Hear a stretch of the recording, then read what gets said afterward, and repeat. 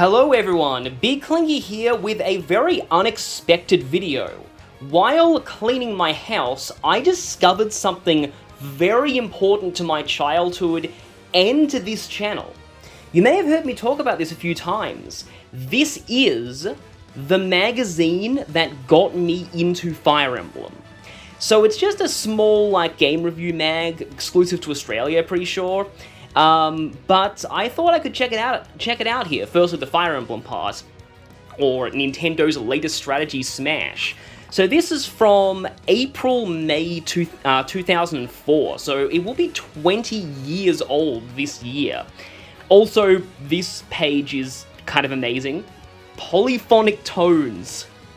Remember when you used to be able to order ringtones and wallpaper for your mobiles? This feels so 90s to me, even though it's actually 2000s. But okay, I'll get what you're actually here for out of the way first.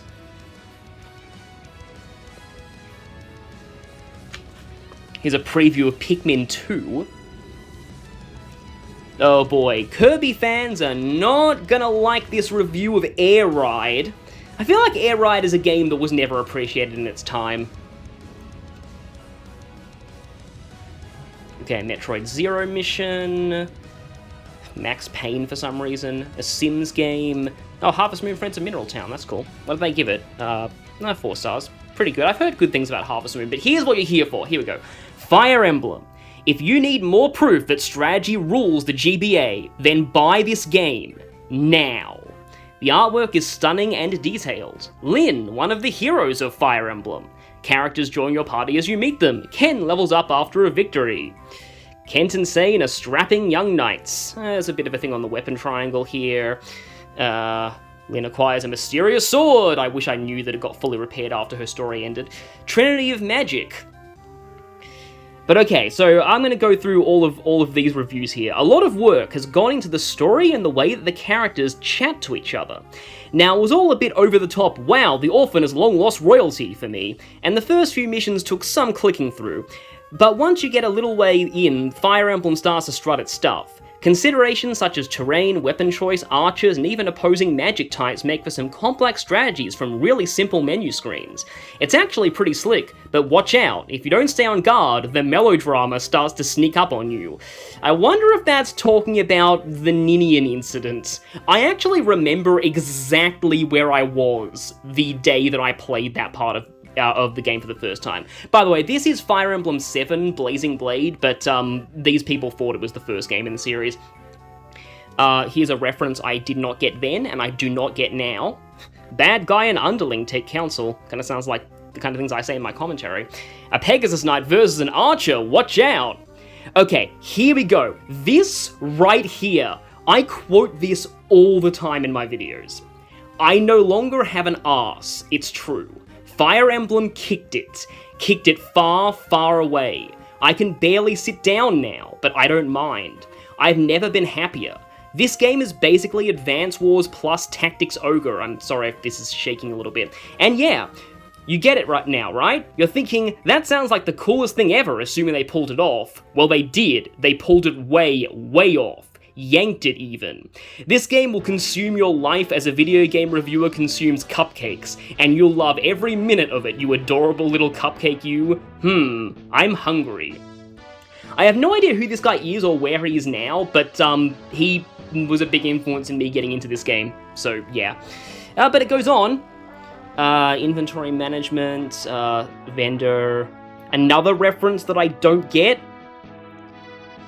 The blind leading the blind into battle, healing, beware the caped enemy. Winged units move around quickly. Yeah, things do not change. Oh yeah, I want to show that bit later. Streamlined controls make combat simple. That's kind of cool. Looking at it from that perspective, you never really think about it, but Fire Emblem does have good controls. But okay, when I first heard about Fire Emblem, I thought it was going to be a GBA recreation of the immortal struggle between firefighters and the fire that they fight. I don't really know where the emblem part fits into that, maybe like a badge or a hat or something. Anyway, the point is that Fire Emblem isn't about firefighters, but it still manages to be a great game regardless. I still think Final Fantasy X is better, but that might just be me. Also, Also, the cutscenes look like they belong in a hentai game. That might just be me too. It's been 20 years, and nothing has changed. But this right here, yeah, I was not misremembering. This magazine really did try and ship Florina with Eliwood, which is a pairing that is not possible. And okay, here we go, this one. Okay, this one's pretty long. I will admit, this guy here definitely feels like a case of like somebody who really is not right for a genre being forced to review a game in it. And that happened to Fire Emblem quite a lot in the early days, but okay, this is quite a big one. If Advance Wars AW wasn't enough, Intelligent Systems has blessed GBA strategists with another superb combat title. The two games share many features: turn-based battle, direct and indirect arms, terrain restrictions, and fog of war, but there are some major differences. Fire Emblem has a strong storyline element, so much so that each of your units under your command have their own names, histories, and grow stronger as they gain experience. Now, like most people who are in the fandom know this now, but this was actually pretty big if you were new to the series. You often control only half a dozen units, so you pay close attention to them. The downside is when one of your characters dies in battle, they're gone. You'll become quite attached to each of the characters as they pursue their personal quest through the campaign game. Really only the three lords have personal quests, but anyway. This is classic RPG material. Each unit has their own inventory with unique weaponry and items. Also, your weapons wear out and new items and arms must be bought to replace them. Battle is thrilling, with each type of unit having its own unique attacks. Oh yeah, that's cool, the animations were pretty nice. Character art is gorgeous and the animations are wonderfully simple. The montage artwork scenes, and think the end of Golden Sun 2, are just beautiful. The complete package is hot, and Fire Emblem is an absolute must for fans of the GBA strategy. 5 stars. So, yeah.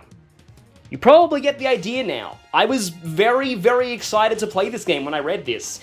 Though it was still a bit of an accident that I ended up getting it. I think my parents got it for my birthday that year, but because they were trying to get Pokemon Fire Red, and, but hey, I actually got Fire Red in that birthday as well, so it worked out on both fronts. So that's basically, I think, everything they have on Fire Emblem, but there is also some other interesting stuff in here. Oh, King of Fighters that's kind of cool. I always felt that, like, fighting games on GBA were always awkward because of the lack of buttons. Terrible license game, more terrible license games. Okay, this one's interesting. Sonic Battle. This is a weird coincidence because I recently started getting back into Sonic. But okay, so this is actually kind of funny. This guy talks about the story mode, and it becomes quickly clear that he only played the first story mode because he talks about the final fight with Knuckles at the end. That's only a very small part of the story, but look at this. Overall, Sonic Battle is a good cartoony stab at a 3D fighting free-for-all, which offers madcap multiplayer melee plus a slightly naff story mode. Clearly this guy did not play all the way to the end. If you have not seen the ending of Sonic Battle, I highly recommend looking it up. Let's just say it goes places. So we have like a sort of a review thing to sports games, which apparently they consider Pokemon Pinball to be a sports game. Yeah, a 100% guide to Mario and Luigi Superstar Saga, which is cool. Oh, and there's all the minigames too. Yeah, I really miss this kind of thing. The internet sort of killed these kinds of guides. Here is a thing where people could write in their gaming questions and stuff. I actually still remember this one right here about where to find Crossbone Isle in Golden Sun. I never played Golden Sun as a kid, and I kind of feel like most kids who knew me were very surprised that I didn't play Golden Sun. I bought both of them before the Wii U eShops shut down, so I have them, technically. Maybe I'll play them one day. But also, this person has good taste because they ask, should I get either or both of the Advance Wars games? Well, guess what? 20 years later, you can get both of them in the same package. But yeah, they answer, the first Advance Wars would be my choice, but the second one's fantastic too. Get them both if you can. Again, you can do that now. And then we have previews of, oh, this is kind of funny, Shrek 2, which they actually, for a licensed game, have a pretty good prospect on. I love it. Yes, we know that Shrek Swamp Kart Speedway, or whatever it was called, was awful beyond all reasonable expectations. From what I've heard, that game is considered one of the worst games ever made. But funnily enough, yeah, there's a preview of Shining Force Resurrection of the Dark Dragon. Which, yeah, so look at this. Tactics Ogre, Final Fantasy Tactics Advance, Advance Wars, Fire Emblem, and now Shining Force, Resurrection of the Dark Dragon. Yep, the GBA is definitely where it's at for tactical gaming goodness. Yeah, so I didn't know there was a Tactics Ogre on the GBA. I don't know, I still haven't, I feel like I might want to play Tactics Ogre one day, but yeah, I have never played Shining Force. Apparently its creator hates Fire Emblem, so that kind of worries me for my prospects of liking it, but I've watched speedruns. For those who are interested, also I love these captions, by the way. We don't really know what's going on here. Could it be a menu screen, or maybe a counting game? Oh wait, it's definitely a menu screen. Phew. Also, by the way, this right here is an Australian joke. Bikey is Australian slang for biker gang. But yeah. To anyone who is interested in Shining Force, I would highly recommend the RPG Limit Break speedrun by Bowie the Hero of Shining Force 2. You will very quickly realize why when you start watching it. It's very long, but I do really recommend it. And, yeah, that's... I guess this was like the blank umbrella thing that owned all of these magazines, and on the back there's Dragon Ball. One more quick thing before we finish. So this magazine also included an early preview of the Nintendo DS. So yeah, this will be interesting to look at. I'm not going to read all of this, but now that we know exactly what this console ended up being like. But yeah, shocked the gaming community.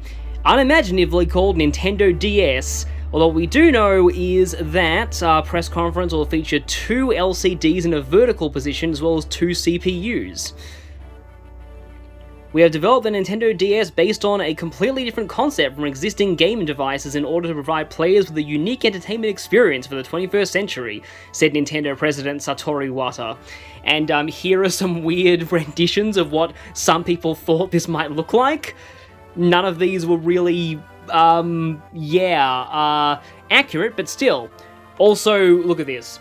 However, we're willing to give Nintendo a go on this, and you should too. After all, these guys have been making consoles for a long time now. You'd have to assume they know what they're doing, right?